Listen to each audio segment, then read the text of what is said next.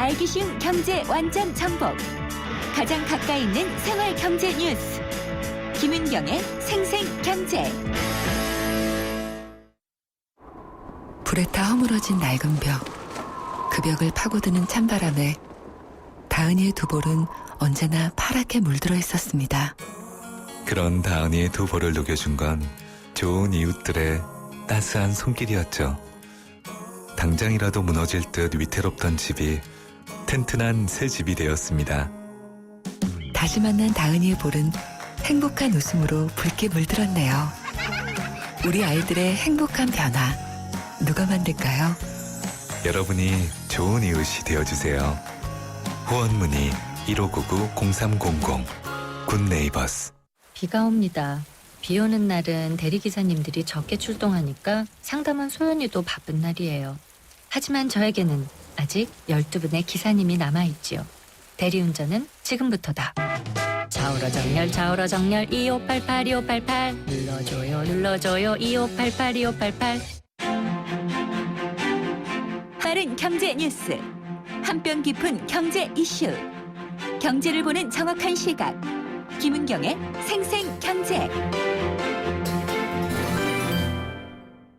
네, 김은경의 생생경제 3부 시작하겠습니다. 오늘 생생경제는 2부부터 4부까지 YTN 라디오 생생경제와 한국전파진흥협회가 함께 하고 있는 2015 장기 프로젝트 지회행작 특집으로 제2탄 최고의 경제정책은 일자리다에 대한 최종 특집 토론을 하고 있습니다. 지금 세 분의 전문가가 같이 나오셔서 이야기를 해주고 계신데요. 김태기 단국대 경제학과 교수님, 이병훈 중앙대 사회학과 교수님, 그리고 다음소프트의 최재원 이사님이 나와 계십니다. 저희가 2부에서는 전체적인 이야기들을 해봤고요. 이제 좀 정책적으로 좀 깊이 들어가 볼까 하는데 그 전에 아까 이제 정년 연장의 문제 이런 것들을 얘기를 하면서 임금 피크제 여기에 대한 또 그 사회적인 반응들을 한번 좀 들어보고 싶어요. 최재원 이사님이 그 소셜 분석하실 때 네네. 임금 피크제에 대해서 청년들의 인식은 어떻든가요? 네, 이 임금 피크제라는 그 키워드에 대해서 이제 청년들, 특히 예. 이제 취준생들, 취업 준비하는 청년들 기준으로 봤을 때는요, 네. 데이터 언급 빈도가 정말 낮아요. 낮아요? 예, 무슨 얘기냐 하면 이 청년들에게는 이게 임금 피크제건 뭐건 중요하지 않아요. 어쨌든 내가 일자리를 얻는 게 중요하지 그게 어떤 방법이냐의 제도냐에 따라서 크게 달라지지 않는다고 생각하는 거거든요. 근데 임금 피크 제도는 사실 근본 해결은 아니잖아요. 그렇죠. 있는 거 가지고 이제 예. 최대한 나눠보자. 오히려 어떻게 보면은 그 기성세대와 소외세대 간의 또 갈등, 또 이런 갈등 요소를 또 유발할 수 있는 것 같고, 제가 매년 그 이제 경진대, 빅데이터 경진대에서 심사로 가서 거기서 이제 수상하는 학생들을 계속 만나는데, 모든 학생들이 다 취업을 원해요. 그렇죠. 근데 저는 그 학생들만이라도 창업을 해야 된다고 생각하거든요. 일자리를 만들어야 된다. 그런 열정과 관심을 갖고 경진대회에 나서 수상한 학생들이 창업을 해서 일자리를 만들 수 있게 해줘야지 네. 그 학생들조차 지금 취업을 원한다고 있는 건 네. 정말 구조적으로 무엇인가가 이 학생들한테도 내가 지금 창업을 하는 건 위험하구나라는 생각도 알고 있다라는 거거든요. 그러니까 그렇죠. 사실 예. 그때 창업 안 하면 창업하기 못하죠. 힘들어요. 예. 그러니까 지금 내가 창업해서 실패하면 이제 취직도 못한다는 생각을 하는 거예요. 그러니까 그게 너무 우리가 학습돼 있는 안정에 대한 욕구죠. 그렇죠. 그게 예. 이제 뭐 우리가 뭐 기존 뭐 고등교육부터 예. 뭐가 뭐 잘못됐네라고 뭐 볼 수도 있겠지만 어쨌든 이 친구들한테는 뭐 이 친구의 잘못은 아니죠. 그러니까 그렇게 생각을 할 수밖에 없는 구조가 돼 있다라는 거고. 네. 그러니까 거기서 저는 이제 근본적인 거를 해결할 수 있는 게 나왔으면 좋겠다는 거예요. 임금 피크제에 대한 언급 자체가 없고, 그리고 그 이후에 말씀해 주신 부분이 굉장히 인상적인데, 하여튼 그 경진대회에서 상을 타는 그 창의성 있는 친구들이라도 창업을 해서 일자리를 만드는 게 중요하다. 이 말은 굉장히 많이 와닿는 얘기인 것 같습니다. 그리고 또 하나의 키워드가 있어요. 이 노사정위원회 대타협인데 사실 대타협이다라고 기사가 나가면은 다 끝났는 줄 알지만 그게 아니잖아요. 그렇죠. 특히 이 노사정위원회 이번 노동개혁 5대 법안 이게 뭐 근로기준법, 뭐 산재보험법, 기간제 근로자법 다 들어가 있는 건데 이 모든 것들이 사실은 청년 일자리 창출을 위해서라는 게 들어가 있었는데 그게 요즘 어느새 좀 빠져 있다는 좀 생각이 들거든요. 아무래도 노사정의 공익위원이신 김태희 교수님께 제가 질문을 드려야 될 것 같은데 아니 대타협하고 뭐 이제 세부 또 논의하고 그러는데 또 잘 안 된다고 하고 청년 일자리 얘기는 어디 갔나 이런 생각이 좀 들어요. 우선 뭐 사회적 대타협, 노사정 대타협의 어떤 배경이 된 게 좀 청년 고용 문제가 워낙 심각하니까 네. 또 그걸 위기감을 가지니까 이렇게 추진이 된 거고요. 그런데 내용은 이제 노사정 대타협이 노동시장 전반의 또 구조 개선이거든요. 그렇죠. 예, 그러니까 청년 고용 문제가 청년만의 문제가 아니라고 말씀드렸죠. 그러니까 우리나라 노동 전반의 문제라고 그랬기 때문에 당연히 이 노사정 전반, 노동시장 전반의 이야기 될 수밖에 없는 거고. 네. 또 이제 그 사이에 이제 이 청년 고용 문제 뭐 이런 등등 해가지고 좀 실종되처럼 보이는 거는 뭐 노사정 대타협에 대해 가지고 막 논란이 있었지 않습니까? 뭐 막 이견이 이를테면 나오고. 이견들이 그렇죠. 뭐 많아고 노동 합의가 안 되고 개혁 하는 부분. 뭐 예. 하는 부분. 예. 그리고 또 뭐 개혁 법안 5가지에 네, 대한 네, 뭐 5대 법안. 이견들 이런 네. 부분들 하다 보니까 그게 이제 어떻게 보면 청년이 별로 안 들리고 아니, 전혀 안 오히려 들려요, 갈등이 이제 요즘에는요. 부각이 예. 되는 이런 네. 상황이에요. 근데 사실은 노동 개혁을 노사정 대타협으로 한다고 하는 게 무지하게 어려운 일입니다. 노동 개혁이라고 하는 게 어떻게 보면 기득권 내놓는 거거든요. 그렇죠. 기득권을 예. 내놔야지 계획이 되는데 그거를 당사자인 노사정이 합의를 해야 되니까 무지하게 어려웠던 문제고 또 여기에 대해 가지고 기득권을 좀 뺏기는 사람들, 네. 축소당하는 사람들은 반발하는 예. 겁니다. 그럼에도 불구하고 이 청년 문제에 있어 가지고 청년 고용의 가장 중요한 부분은 노동시장의 어떤 수요와 공급의 원리가 작동할 수 있도록 해야 된다. 네. 바로 그게 임금과 고용의 어떤 관행을 개선하는 일이에요. 네. 그래, 왜냐하면 청년들 경우가 생산성이 비교적 높거든요. 그렇죠. 근데 그분들이 예. 일할 수 있는 게 돼야 되는데 그분들이 들어갈 틈이 없는 거를 바꾸겠다는 거고 예. 또 그분들 경우에서 가지고 자기 일한 만큼 받겠다는 게 사실은 젊은 사람들의 아주 쿨한 생각입니다. 그게 맞춘 임금 제도를 하자는 이런 부분들인데 네. 근데 사실 이제 그 부분은 어떻게 보면 기득권을 조정해야 되는 문제 그리고 기존의 어떤 관행을 바꾸는 문제이기 때문에 네. 사실은 뭐 좀 시끌시끌하면서 예. 마치 청년 고용 문제가 뒷전으로 뒷전으로 밀려나는 밀려있는 것 같은 뭐 그런 느낌을 저도 받고 있습니다. 들 수가 있다. 네네. 그러니까 전체적인 걸 바꿔야 되니까. 네네. 근데 청년 고용 促진 특별법 뭐 개정안이라든지 뭐 이런 것들도 있잖아요. 이병훈 교수님. 예. 그래서 이런 얘기들이 좀 같이 나와주면 좋겠는데 너무 안 나오지 않는가라는 생각이 들어요. 예, 저도 노동시장 개혁에 대한 필요성은 예. 분명히 공감을 하고 그 이유는 지금 다루고 있는 청년들의 일자리 문제를 풀기 위해서라도 현재 그걸 막고 있는 노동시장 구조가 있다면 그거를 좀 바꿔야 된다. 네. 사실 그리고 못지않게 중요한 것이 노동시장의 이중구조 문제를 그렇죠. 또 놓칠 예. 수가 없을 겁니다. 예. 대기업, 중소기업, 정규직, 비정규직의 그 격차, 네. 차별이 워낙 심각한 우리 예. 사회 그래서 여러 또 문제를 낳고 있는 것인 만큼 그런 점에서 노동시장 개혁이 필요하다는 점은 뭐 여야든 네. 학자들의 입장에 관계없이 이제 그 공감은 돼 있으라고 생각되는데요. 추진하는 그 내용에 있어서 몇몇 쟁점이 현재까지도 1차 지난 합의는 됐다 하더라도 이를테면은 쉬운 해고를 둘러싼 일반 해고 문제라든가 일반 해고 아니면 문제. 비정규직에 대한 2+2의 예. 문제라든가 아니면 취업규칙의 사용자 개정 문제라든가 네. 이런 문제에 대해서는 청년들의 일자리라든가 이미 일자리랑 이제 무관하다는 식의 이제 반박이 나오고 또 다른 한편으로는 이미 우리 사회에서는 해고도 쉽게 다 이루어지거나 예. 사용자하고 근로자하고의 어떤 이 교섭 관계에서도 너무 한쪽으로 네. 사용자 이미 조직률도 10%의 노동조합이 있다 하더라도 굉장히 더 취약해진 구조 속에서 이런 사용자의 어떤 일방적인 취업 규칙을 할 수 있게 한다든가 아니면 네. 비정규직 문제 이번 개혁에서도 비정규직 문제를 다룬다 한다면 오히려 보호하고 예. 그들을 좀 더 정규직화 할 수 있는 식의 좀 개선이 이루어져야 되는데 이제 현재 그 비정규직을 더 연장해서 쓸 수 있게끔 푼다든가 이런 내용을 남다 보니까 지난 9월 달에 2차 합의하고 나서 그 내용을 구체화시키는 과정에 이제 항노총이 더 이상 네. 그 내용에 대해서 합의하기 힘든 그런 논의 예. 과정이 되면서 이를테면 필요의 배경으로는 청년 내지는 이중구조 얘기가 됐다가 네. 실제 구체적으로 이 내용을 만들려 하다 보니까 여전히 이견이 큰 상태 또 장외에서는 그 민주노총이라든가 사회단체에서 그 문제에서는 알겠습니다. 여전히 강한 반발을 네네. 하면서 예. 현재 예. 굉장히 좀 답보 상태라 하나요? 맞아요. 그런 식의 예. 상태로 보여집니다. 그게 바로 이제 장그래로 대표가 되죠. 예, 그 비정규직 인턴 장그래의 문제가 바로 이 문제인데 김태희 교수님께 그래서 여쭤보고 싶은 게요. 비정규직 사용에 대한 이 부분이 2년을 더 연장을 해서 하게 되면은 더 안정적이다라고 재계 쪽에서는 주장을 하고 있거든요. 네. 그럴까요? 뭐 저는 그렇게 생각합니다. 근데 청년들이 만약에 2년제 계약직으로 들어갔다, 비정규직으로 네. 들어갔다, 그럼 장그래가 2년 더 그렇게 일을 해야 되잖아요. 그러니까 2년 더 하는 거를 근로자가 원하면 하는 거고요. 예. 근로자가 원하지 않으면 2년이면 끝나는 겁니다. 그러면 지금 현재 논의되는 예. 거는 네. 2+2거든요. 네. 2년 일을 하고 그 다음에 2년을 더 할 거냐 말 거냐는 근데 안 하면 나와야 되지 않아요? 그러니까요. 예. 나와가지고 다른 직장을 갈 수 있으면 뭐 괜찮고 그게 아니고 그 직장에서 2년을 더 근무하겠다 하면 2년을 더 일할 수 있도록. 네. 그러니까 어떻게 보면 선택의 범위를 넓혀준 거기 때문에 그러니까 장거래 문제처럼 예. 문제를 더 악화시키는 게 아니고 네. 선택의 범위를 넓혀주는 문제입니다. 다만 문제는 예. 남는 거는 네. 그럼 비정규직 문제가 없어져야 된다고 하는 입장에서는 비정규직 문제는 존치된 건 맞아요. 비정규직 문제는 분명히 남습니다. 그렇죠. 남지만 그러나 비정규직이 현재보다 나아지느냐 못하느냐면 나아지는 거죠. 우리가 이 노동 문제나 고용 문제 갈등을 예. 어떻게 보느냐에 나름인데요.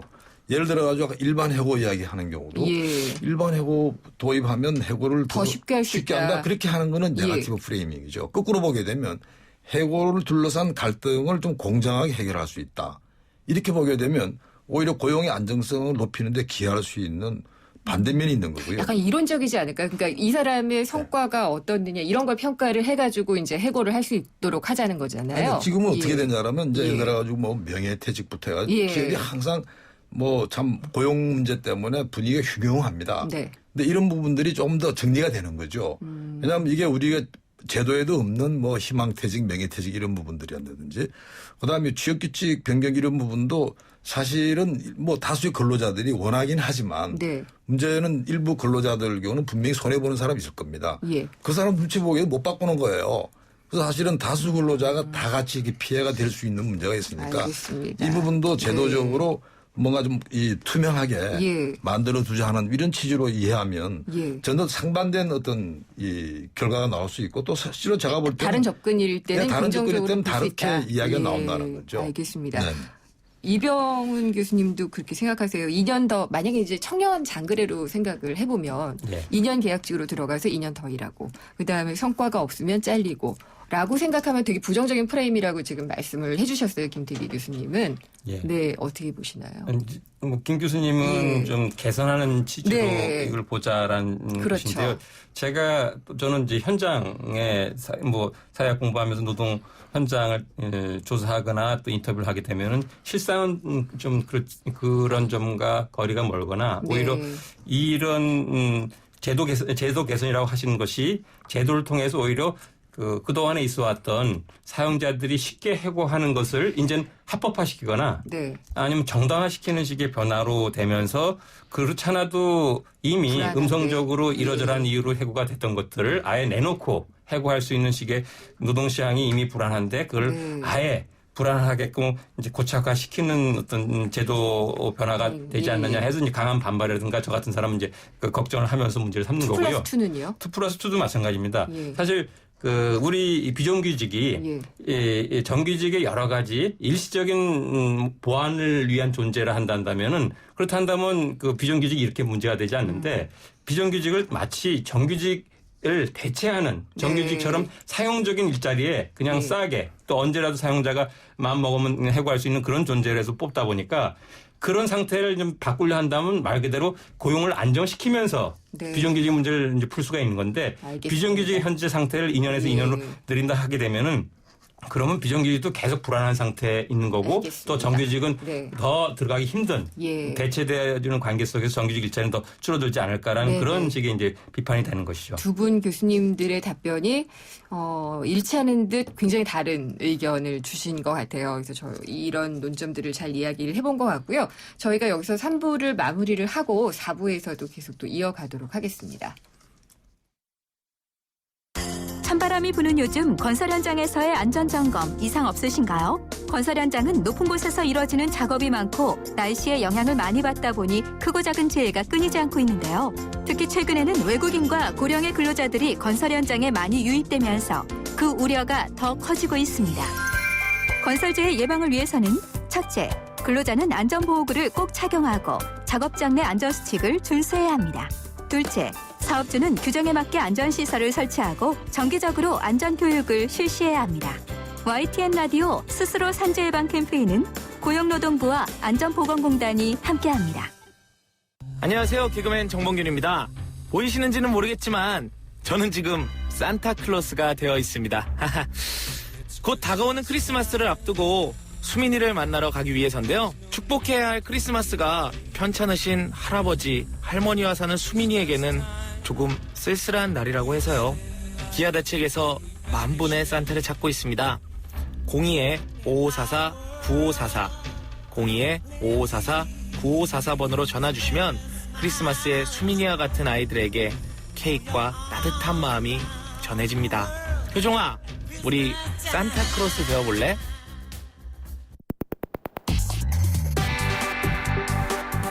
어려운 경제학은 가라. 귀에 쏙쏙 들어오는 김인경의 생생경제. 네, 생생경제 4부 이어집니다. 지금 YTN 생생경제와 전파진흥협회가 함께하고 있는 2015 장기 프로젝트 집앤잡 마지막 잡 프로젝트의 최종 토론을 진행을 하고 있습니다. 김태기 단국대 경제학과 교수님, 이병훈 중앙대 사회학과 교수님, 그리고 다음 수부터의 최재원 이사님이 함께 이야기를 나눠주고 계십니다. 예. 그래서 이 비정규직 문제, 장글의 문제, 뭐 이런 것들이 이제 노사정 대타협으로 인해서 뭐 어떤 식으로 달라질 수 있을 것이냐에 대한 이야기를 3부에서는 해봤고요. 최재원 이사님께 4부의 첫 질문을 드리고 싶은데요. 네. 그 최저임금. 네네. 네, 이게 아시죠? 6,030원. 네, 6,030원. 네네. 이걸로 결정이 되어 있잖아요. 근데 네. 이게 SNS상에서는 분명히 뭔가 좀 논의가 있었을 것 같아요. SNS상에서는 그 만원 운동이라는 게 조금 올라왔었어요. 이게 원래 그 약간 진보 측에서 얘기를 한 거죠. 네, 근데 예. 실제 SNS 전체 비중에서는 8% 정도밖에는 큰 비중을 차지하진 않았어요. 만 원. 그 만 원에 대한 어떤 비중 자체가. 네. 그러니까는 뭐 사실 여러 가지로 해석될 수는 있겠는데 이 6,030원이 확정된 게 8월이거든요. 네. 근데 이제 그 전에 그러니까 5월부터 6월, 7월에 올라오는 관심도는 되게 높았어요. 5월에 10,000건이었는데 6월에 8배 8만 건으로 관심이 높았고 7월에는 이제 13만 건으로 어쨌든 얼마로 결정될지에 대한 관심이 이제 많이 높았다라는 건데 솔직히 SNS에서 나왔을 때는 뭐 그렇게 부정적이진 않았어요. 그렇겠죠. 예, 6,030원도 뭐 괜찮다라는 반응? 오히려 긍정 감성이 전보다 높아졌던 거 있었고요. 높진 않지만, 많이 높진 않지만, 부정은 또 내려갔고요. 네. 그러니까 어쨌든 뭐 지금 최저임금의 문제인 경우보다는 네. 어떤 내가 지금 취업을 하고 뭔가 일을 해야 되는 문제가 더 결국은 급하다라는 네. 그런 걸로 저는 해석이 돼요. 네. 예. 아, 그렇군요. 그래서 이 최저임금 10,000원 운동에 대한 것도 뭐 중요하지만 어쨌든 내가 일자리를 갖는 게 중요하다.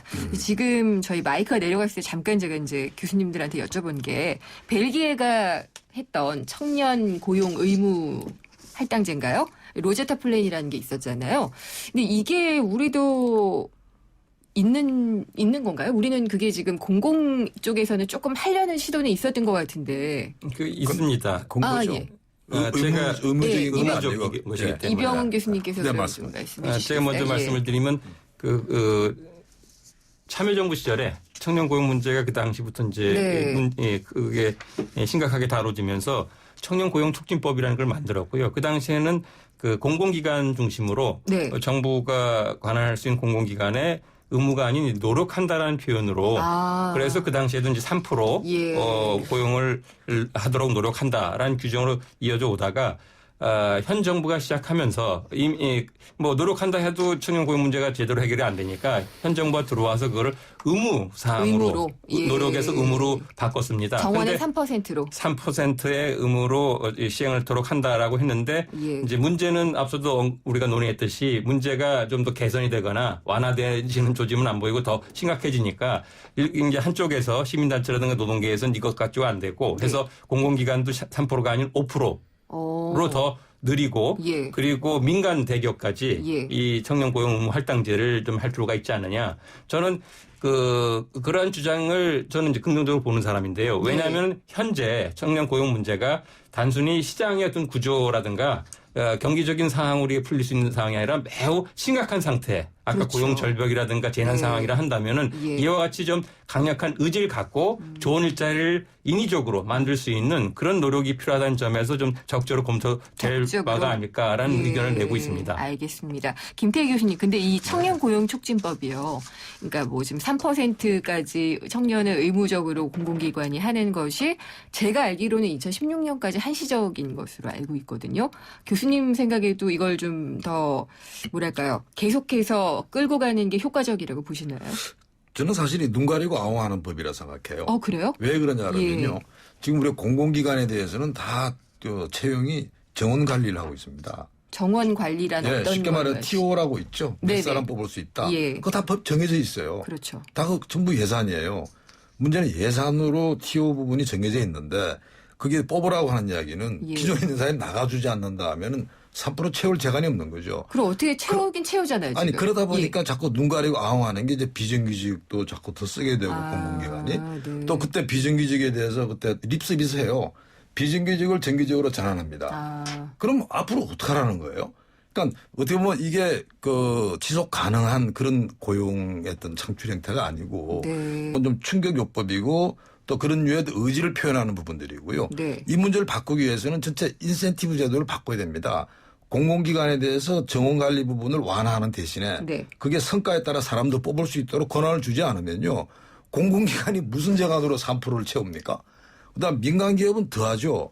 그래서 이 부분은 우리가 법으로 강제하는 이 문제는 네. 절박해서 그렇다고 하는 건 이해하지만 예. 사실은 청년들한테 병 주고 약 주고 하는 그런 법이라고는 보고 있습니다. 그래요. 예, 그러니까 예. 사실은 예를 들어 공공기관이요. 사람 더 뽑을 수 있도록 권한 더 주라는 거예요.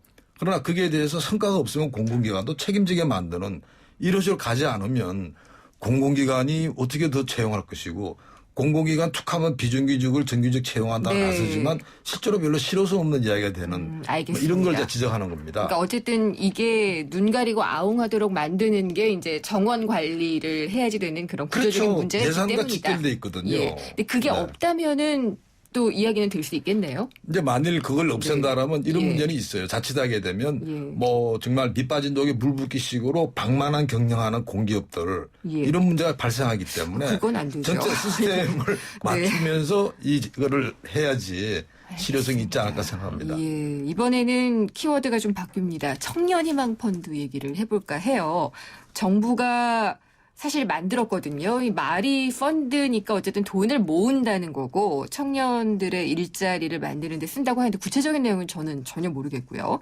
근데 기업 총수들이 막 몇십억씩 뭐 기부들을 하고 있어요. 좋게 보시는지 이병훈 교수님.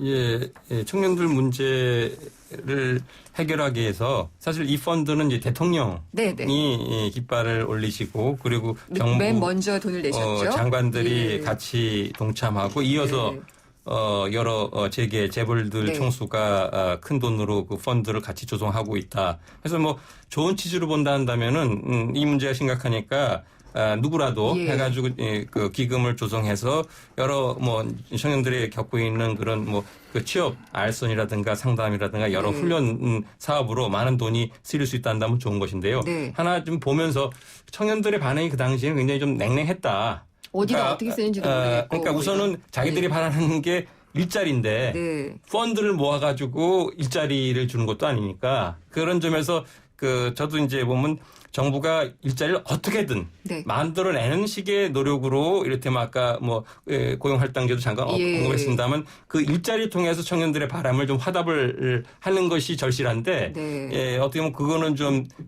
피하고 네, 네. 피한다기보다도 그거는 좀 방기하고 이제 펀드 형태로 했을 때는 청년들이 직접적으로 자기한테 돌아오는 식의 어떤 것들이 있을까? 아니니까 예. 그런 점에서 좀 별로 이렇게 알겠습니다. 긍정적인 반응은 아니었던 걸로 저는 보게 되는데요. 소셜 반응은 어떤지가 궁금한데 청년희망 펀드 하고요. 네. 이사님 이 얘기를 시간이 없어서 더 많이 못할 것 같은데 네네. 사실 저는 이게 지자체들이 청년 수당이나 배당 뭐 이런 것들 하겠다고 나서기도 했잖아요. 네. 이것들에 대한 반응들은 어때요? 일단은 세 단어 청년 희망 펀드, 그다음 예. 청년 배당, 그다음 청년 수당 이 순서로 SNS에서는 긍정적인 감성이 높게 나타났는데 그 이유는 이제 희망이란 단어 때문에 좋게 나온 거예요. 그러니까 지금 청년들이 희망이란 단어에 되게 지금 반응을 잘 보이거든요. 네. 제가 요새 교수님들에게 가장 많이 받는 청탁 중에 하나가 인턴을 좀 써달라는 거예요. 근데 제가 면접을 계속 봐도 지금 인턴을 했느냐 안 했느냐를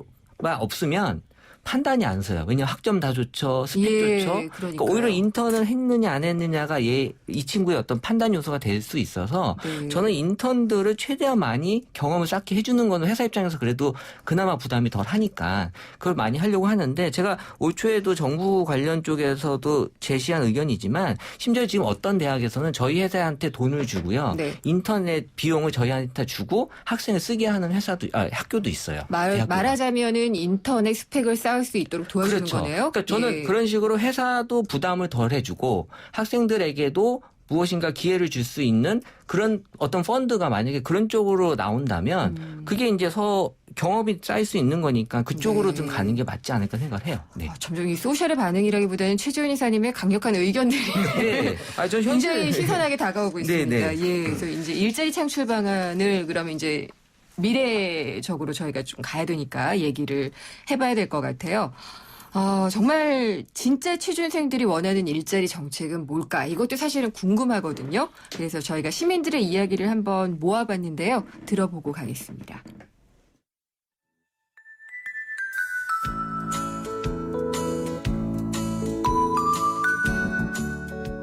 다층에 대한 기업과 정부와 같이 그 노사정이라고 하죠. 네. 합심을 해서 종합적인 안이 나와야지 한쪽에서만 될 사안은 아니다라고 보거든요.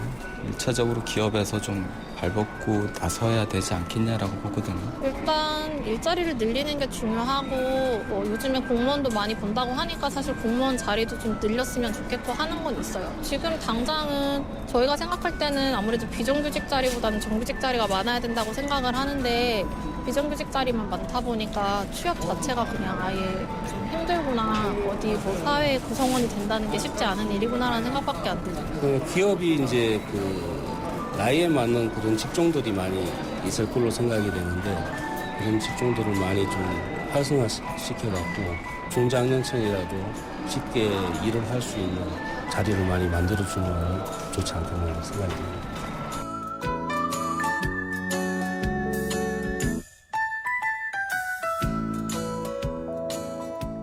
네. 다들 어떻게 들으셨는지 좀 궁금한데요. 취준생들이 원하는 일자리 정책이라는 것이 사실은 그러니까 진짜 일자리를 보여줘라는 것 같아요. 김태희 교수님 어떻게 들으셨어요? 우선 지금 청년들 경우가 자기한테 피부에 와닿는 그런 정책.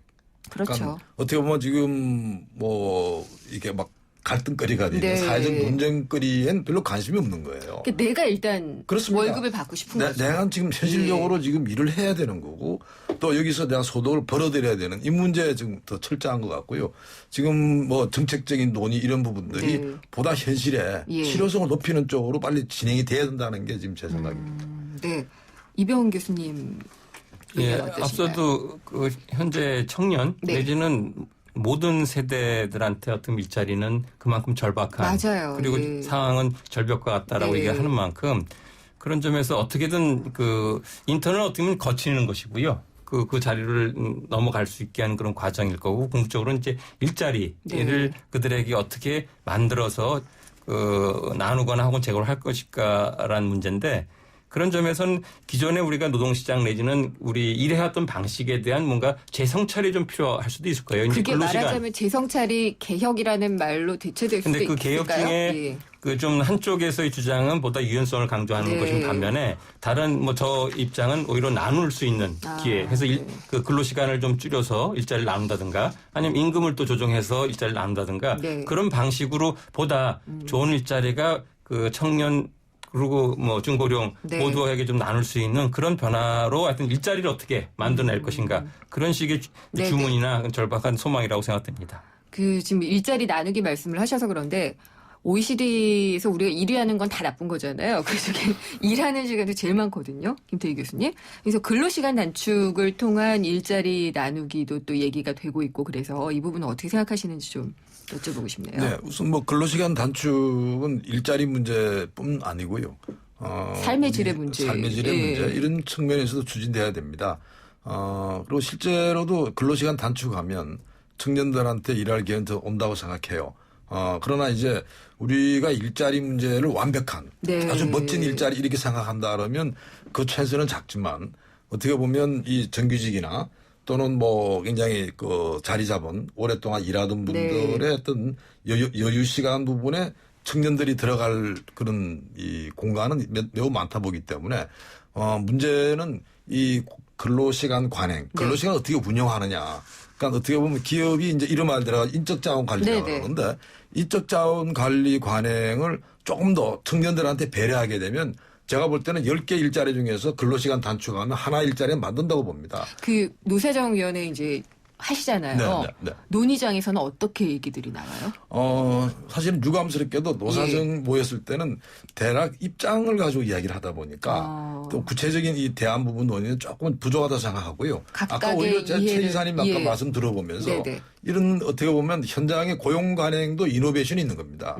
고용 관행에 지금 혁신은 이루어지고 있는데 이런 혁신에 노사정이 더 눈을 돌리고 또 이런 부분들을 어떻게 보면 참 격려해줘가지고 새로운 관행이 나오도록 해야 된다고 생각합니다. 네. 그리고 이제 일자리의 양극화 문제, 그러니까 대중소기업 간도 그렇고 이제 그 정규직 비정규직 문제도 그렇고 어디 최 이사님 의견 있으세요? 저는 사실 데이터 근거로 사실 팩트를 얘기해야 되는데 마지막으로 조금 제가 좀 더 말씀을 드리면 지금 하고 나와 있는 것들이 다 보면 뭐 근로시간을 줄여서 또 임금을 줄여서 어떻게든 나눠서 부족한 걸 채우자라는 정책인데요. 그렇죠. 어떻게 보면 지금 다 평범하게 가자라는 것밖에 안 돼요. 제가 봤을 때는. 잘하는 걸 더 잘할 수 있게 해서 우리가 사실 뭐 IT 강국이니 해서 몇몇 사람이 이 사회를 이끌어 나가고 경제를 이끌어 나갈 수 있게 해주는 게 지금 아무것도 없거든요. 그러니까 지금 너무 보면은 부족한 걸 채우는 거에도 지금 급급하다 보니까 앞으로도 지금 제가 봤을 때 미래가 없을 수밖에 없는. 최 이사님 말씀은 그러니까 한정된 파이 내에서 자꾸 해법을 찾으려고 하니까 문제다라는 그렇죠. 오히려 거죠. 더 다른 쪽으로 시각을 돌려서 뭔가 창출해낼 수 있는 쪽으로 끌고 가서 그쪽에서 뭔가 새로운 걸 나오게 해야지 있는 거에서 방법을 찾으려고 보니까 지금 계속 똑같은 얘기들이 반복이 되지 않나라는 생각이 해요. 창출이 어떻게 가능할까요, 이병훈 교수님? 그거는 다만 이제 뭐 창업 뭐 그렇죠. 창업 이야기일 수도 있고 또 현 정부가 강조하는 창조 경제. 그렇죠. 새로운 산업을 육성하기 위한 이 신산업을 만들고 또 그거에 새로운 도전을 할 수 있게끔 창업의 인프라를 정책적인 단어를 쓰니까 또 달리 들리네요. 이게 사실 그냥 일자리를 만들자 이거였잖아요. 근데 이게 또 신산업 성장 뭐 이렇게 창조 경제 이렇게 또 나오니까 그게 일자리를 또 만들 수도 있는 거잖아요. 더 구체적으로 다가오는 부분. 적극 동의합니다. 많이들 그런 점들에서는 애써주시기를 원하고요. 근데 아까도 이제 시간이 거의 다 돼가가지고 많이 얘기를 할 수는 없습니다만은 이병헌 교수님께 좀 여쭤볼게요. 제가 중장년도 힘들다 막 그런 말씀도 드렸잖아요. 평생 다들 직업에 불안이 있고 그다음에 지금 청년들의 실업 문제가 빈곤의 그 대물림이 되지 않을까 이런 걱정이 좀 있거든요. 사회학적으로도 고민이 많으실 것 같은데. 그래서 또 현실적으로는 2010년서부터 베이비붐 세대, 우리 이제 1차 베이비붐 세대가 큰 인구인데 그리고 우리 산업화라든가 우리 사회 변동을 이끌어왔던 분들이 이 퇴직 연령에 차서 이제 밀려 나오는데 그분들이 나와서는 사실 노후소득이라든가 연금 같은 게 우리가 충분치 않다 보니까 새로운 일자리를 자영업이라든가 주로 이제 치킨집, 떡볶이 하면서는 또 그게 여의치 않으면서는 그 바로 그들의 어떤 빈곤 문제라든가 그들의 어떤 이제 부채 문제라든가 그렇게 이어지는데요. 그런 점에서 청년들 못지않게 사실 또 그 이면에는 이런 중고령층 또 노인층의 일자리 문제가 있거든요. 그런 점에 이 중고령자 같은 경우에는 그래서 현재 그들이 갖고 있던 주된 일자리를 어떻게든 좀 유지하고 그리고 그들의 임금을 좀 조정해서 청년들하고 같이 일자리를 공유할 수 있는 그게 평범할 수 있습니다만 아무튼 우리 주어진 조건 내에서 이제 해결해야 될 하나의 중요한 해법이고요. 노인들 일자리는 사실 또 가려진 분야예요. 그래서 그 부분은 법도 제대로 안 지켜지는 예. 건데 그래서 그런 점에 대해서는 예. 정부가 좀 법도 제대로 지키고 알겠습니다. 또 고령화 사회에 좀 노인 일자리도 많이 신경 써야 된다라는 말씀을 네. 드리게 됩니다. 예, 저희가 이제 끝내야 돼가지고요. 오늘 정말 좋은 얘기 많이 들었고요. 저희가 항상 주제를 가지고 정의를 내리고 끝납니다. 정의를 간략하게들 내려주시고 끝나면 될 것 같은데 일자리는 무엇이다라고 제가 하면은 답변을 주시면 되겠습니까? 김태기 교수님께 먼저 여쭐게요. 일자리는 국민의 희망, 국가의 힘이라고 생각합니다. 국민의 희망, 국가의 힘. 국가의 힘이다. 예, 이병헌 교수님. 저는 알파에서 오메가이다. 모든 것이다. 그래서 예. 모두에게 모든 것으로 중요하다라는 말씀을 드립니다. 마지막으로 최재원 이사님. 저는 일자리는 미래다. 그래서 우리 아이, 우리 가족의 미래를 네. 계속해서 좀 펼쳐나갈 수 있는 그런 일자리가 됐으면 좋겠다는 거죠.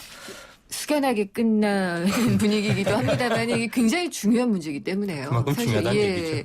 마지막에 다 못했던 이 중장년층과 빈곤의 대물림 또 노년층의 문제 이런 것들이 다들 중장기적인 정책으로 좀 해결될 수 있으면 좋겠어요. 그냥 한 정부의 문제 정책이 아니라. 예, 저는 그런 생각을 좀 해봤습니다. 예. 네, 오늘 정말 오랜 시간 동안 좋은 말씀 잘 들었습니다. 감사합니다. 네, 감사합니다. 네, 감사합니다.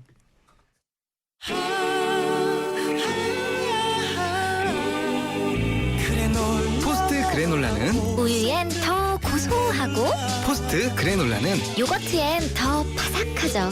왜? 2번 구웠으니까. 기억하세요. 2번 구워 완벽한 아침. 그래놀라는 포스트.